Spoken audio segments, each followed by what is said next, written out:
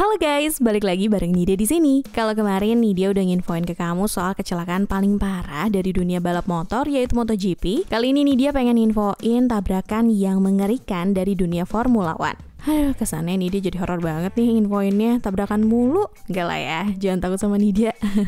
Formula One merupakan balapan dengan pace tercepat di dunia.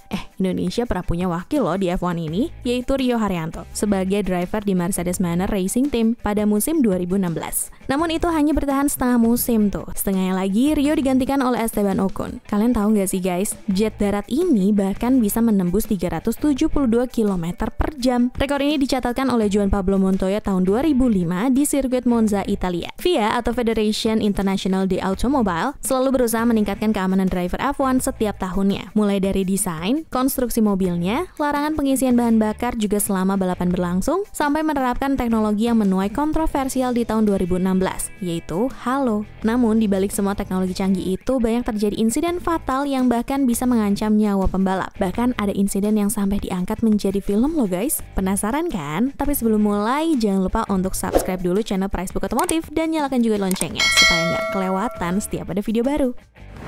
Masuk ke list pertama, ada insiden yang menimpa Robert Kubica di GP Kanada. Ini terjadi sekitar 14 tahun yang lalu pada 2007. Balapan baik-baik saja dan sudah berjalan 26 putaran. Di lap ke-27, Robert Kubica dan BMW Saubernya tiba-tiba melebar ke rumput dan mobilnya terbang. Setelah itu langsung mendarat di atas tembok yang ada di depannya. Ngebayanginnya aja nih dia udah ngeri. Karena tembok yang Kubica tabrak merupakan tembok pembatas antara sirkuit dan tribun penonton. Hal ini menyebabkan mobil Kubica hancur, hanya menyisakan kokpit bagian dalam saja. Bannya bahkan lepas 3 dan Kubica sempat berputar-putar bersama mobil BMW Sauber tersebut. Untungnya aja nggak ada korban dalam kejadian ini. Kubica pun tidak mengalami cedera serius akibat insiden ini. Pembalap asal Polandia ini mengakui sesaat setelah insiden dia tidak sadarkan diri. Hal terakhir yang dia ingat adalah tribun penonton, bendera, dan langit. Bahkan katanya dia merasa seperti di situasi take off pesawat. Musim selanjutnya di sirkuit yang sama, Kubica berhasil meraih posisi pertama. Ya bisa dibilang ini merupakan balas dendamnya atas kecelakaan parah tersebut ya.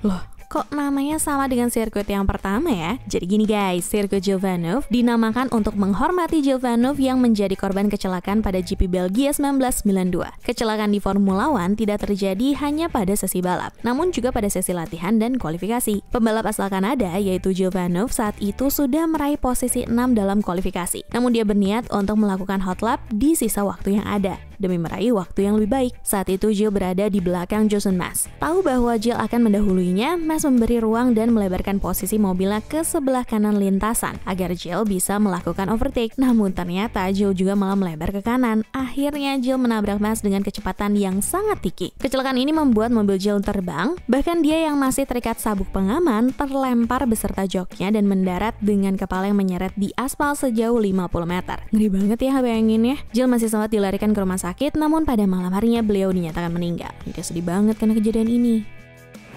Selanjutnya ada kecelakaan yang baru-baru aja terjadi nih guys. Kecelakaan ini melibatkan Romain Grosjean dari tim Haas Ferrari. Balapan yang digelar pada malam hari ini awalnya seperti biasa aja. Dua Mercedes yang overpower, Lewis Hamilton dan Valtteri Bottas menempati grid 1 dan 2. Sementara Max Verstappen berada di posisi ketiga. Baru aja balapan dimulai, ketika memasuki tikungan ketiga, Grosjean berusaha menyalip rekan setimnya, Kevin Magnussen. Ketika Grosjean mengambil jalur kanan, dia tidak melihat ada Daniel Kvyat, pembalap AlphaTauri di belakangnya.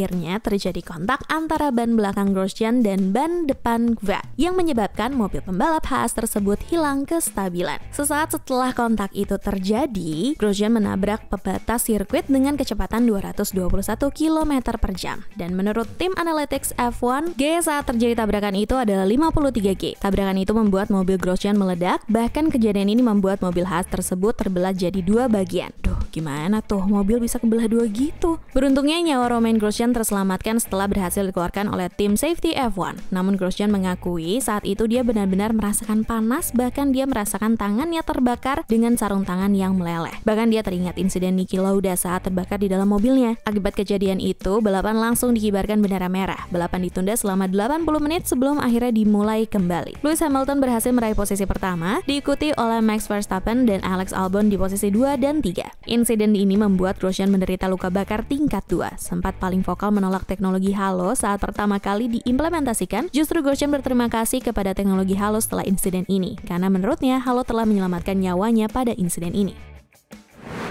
Selanjutnya kita mundur ke tahun 1976. Tabrakan yang melibatkan Niki Lauda ini merupakan salah satu tabrakan paling mengerikan dan ikonik sepanjang sejarah F1. Nürburgring memang selalu dikenal sebagai sirkuit yang memakan banyak korban, makanya sampai dijuluki The Green Hell alias neraka hijau.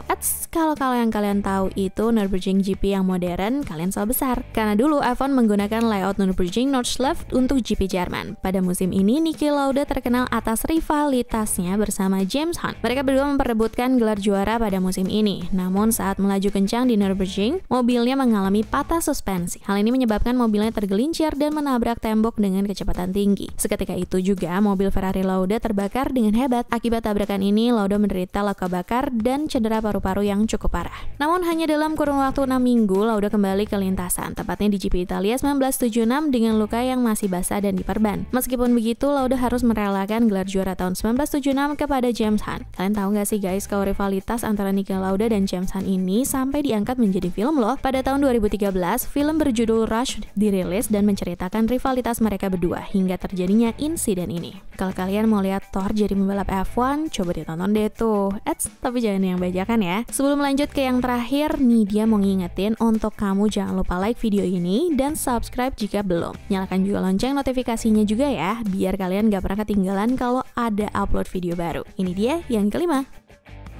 San Marino GP 1994 merupakan salah satu akhir minggu paling kelam bagi sejarah Formula One. Bagaimana enggak, dua pembalap sekaligus yaitu Ayrton Senna dan Roland Ratzenberger harus kehilangan nyawanya pada seri ini. Pertama ada pembalap rookie saat itu, Roland Ratzenberger, pembalap Ford Simtek, mengalami kecelakaan fatal yang merenggut nyawanya di sesi kualifikasi. Roland menabrak tembok saat itu yang merenggut nyawanya seketika itu juga. Melihat kejadian tersebut, awalnya Ayrton Senna yang memang dianggap sebagai tetua saat itu mengarahkan race director agar memboikot seri San Marino ini. Namun itu ditolak dan balapan tetap dilangsungkan. Awalnya Senna menolak untuk turun ke lintasan, namun pada akhirnya memutuskan untuk ikut balap. Pada saat balapan berlangsung, di putaran ke-6 ada tabrakan kecil yang membuat safety car diturunkan. Saat itu Senna memimpin diikuti oleh Michael Schumacher di belakangnya. Di putaran selanjutnya, Senna mempercepat racing pace-nya untuk menjauh dari Schumacher. Namun saat memasuki tikungan Tamburello yang berkarakter cepat, mobil Senna hilang kendali. Ia menabrak tembok dengan kecepatan tinggi. Kepala Senna terhantam oleh suspensinya yang mental. Senna dibawa ke rumah sakit dengan detak jantung yang lemah dan kehilangan banyak darah. Pada malam harinya, juara dunia 3 kali tersebut menghembuskan nafas terakhirnya. Hal ini membuat GP San Marino 1994 menjadi event paling berdarah sepanjang sejarah F1. Meskipun saat itu Senna telah bersama tim Williams-Renault, namun selama dia bersama McLaren Honda tetap selalu diingat oleh hati para fansnya. Hal ini terbukti dengan memblodaknya karangan bunga ke kantor Honda di Jepang yang dikirimkan oleh fans Senna di sana.